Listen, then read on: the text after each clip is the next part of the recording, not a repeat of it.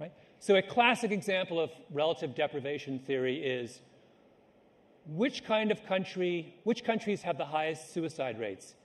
Happy countries or unhappy countries? And the answer is happy countries, right?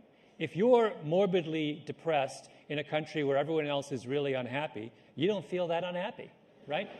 You're not comparing yourself to the universe, the whole universe of people out there. No, you're comparing yourself to your neighbors and the kids at school, and they're unhappy too, so you're sort of fine. But if you're morbidly depressed in a country where everyone is jumping up and down for joy, you are really depressed, right? That is a very, very, very profoundly serious place to be. And so, as a result, you get that sad outcome more often.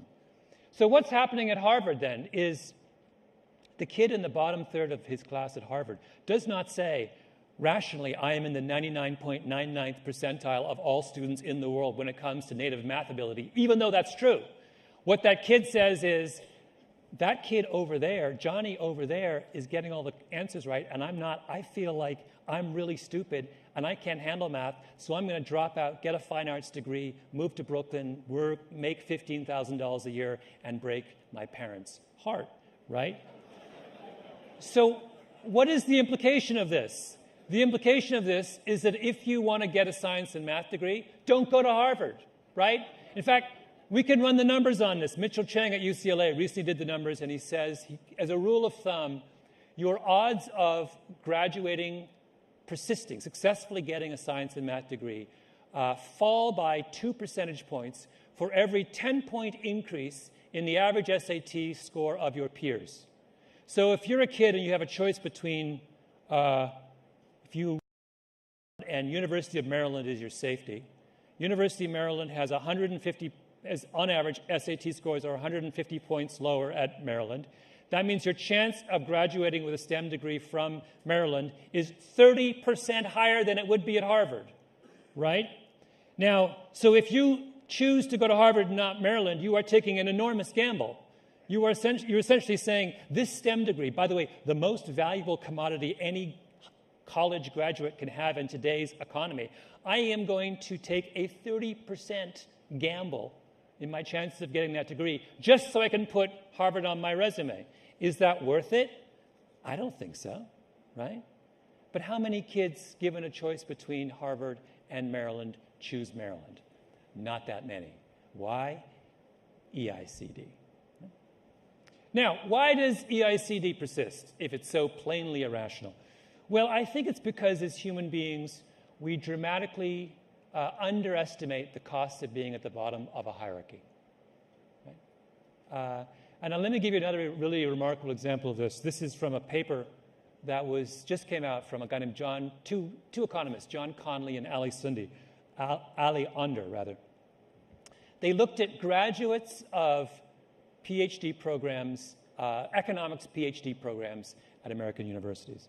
And what they were interested in was, what is the publication record of these graduates in the 6 years after they took an academic position? So as you know, the principal way by which we evaluate economists is how often and how well do they publish. So what these guys did is they did a little algorithm, took the top economics journals and weighted them according to their level of prestige and came up with a number of how many your sort of score in the 6 years after graduation. So we get this chart here. And what you can see, first of all, look at the 99th percentile. So what this says is the kids who are in the 99th percentile of their PhD program at Harvard, MIT, Yale, Princeton, Columbia, Stanford, Chicago. The 99th percentile, that's what they publish. The Harvard students publish 4.31 journal articles in their first 6 years after graduation. That's amazing, right? Astounding number. Same with MIT, 4.73, all the way down the list. What we see here is that the best students at the very best schools are extraordinary. And that comes as no surprise. You just saw Larry Summers here. I don't know where he went. Larry Summers, that's Larry Summers, right? Brilliant, genius. We knew that. Let's look at the 85th percentile. Now, the 85th percentile at these schools, these are schools that might take 24 PhD students every year.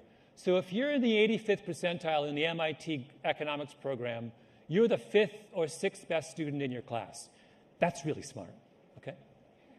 The 85th percent student at MIT, or at Harvard, let's do Harvard, publishes basically one paper in their first 6 years versus 4.31 in the top student. So the gap between 1 and 5 is enormous, right? It's 5x. Now let's go down to the 55th percentile at Harvard. So the 55th percentile at Harvard is the, let's say, the 12th best person at the greatest economics program in the world.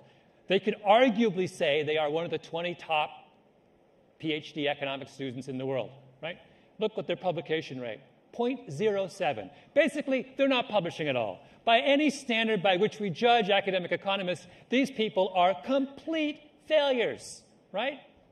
Now, I've picked lousy schools. And I've started with Toronto, which is where I went to school. So this is a little masochistic moment where I basically confess to how paltry my academic pedigree is. I've also picked BU, and then I've also picked non-top 30 is simply all the schools that are so terrible I can't bring myself to name them. So we've aggregated them all. So these are schools that if your child, anyone in this room, if your child said, yeah, we're going to go to one of these schools, you would weep. Okay? What do we see here? What we see here is that the 99th percentile at these lousy schools publish more than everyone at the top schools except for the 99th percentile. Right? Do you see that? Look at Toronto, 3.13. The only people who publish more than the top student at Toronto are the top students at those top 7 schools. The top student at Boston is publishing 3 times more than the 80th percentile student at Harvard. Right? What does this tell us? Well, it tells us that, before I get there, the guys who did this study, having done this study, were so stunned at what they were seeing, that they end their article with this whole thing about what on earth is going on with Harvard. Right? Here's a school which is collecting the most brilliant, the most accomplished, probably the best-looking graduate students in economics imaginable. I can't imagine the bar is that high, but nonetheless, it presumably is a selection criteria. They gathered them all together, and yet everyone except for the very, very best students is basically a flop. And they say, I'm quoting them, why is it that the majority of these successful applicants who were winners and did all the right things up to the time they applied to graduate school became so unimpressive after they are trained? Are we, in this moment of genuine distress on the part of these two economists, are we failing the students or are they failing us? Right? No one's failing anyone. What you're just seeing is relative deprivation in action, right? When it comes to confidence and motivation and self-efficacy, the things that really matter when it comes to making your way in the world, relative position matters more than absolute position, right? The 80th percentile student at Harvard looks at those kids who are smarter than him and says, I can't do it. The number 1 student at Missouri says, wow, I am Lord of the Manor. I'm going to go out and conquer the world, right? So what does it mean? Well, what it means, first of all, when it comes to hiring, it means you should hire on the basis of class rank. And you should be completely indifferent to the institution attended by the applicant. In fact, we should have a don't ask, don't tell policy for the name of your undergraduate institution. It's hurting us to know that. Doesn't help us. And when you hear some institution, some fabulous Wall Street investment bank, some university say, we only hire from the top schools, you should say, you moron. That's the word. That's what that's not the previous slide. I don't know how to go backwards on slides. So, no, you don't want to hire from only the best. Hire from the top students from any school under the sun. Right? And it also means that when it comes, if you have kids going to college, when it comes to choosing your undergraduate institution, You should never go to the best institution you get into. Never. Go to your second or your third choice. Go to the place where you're guaranteed to be in the top part of your class.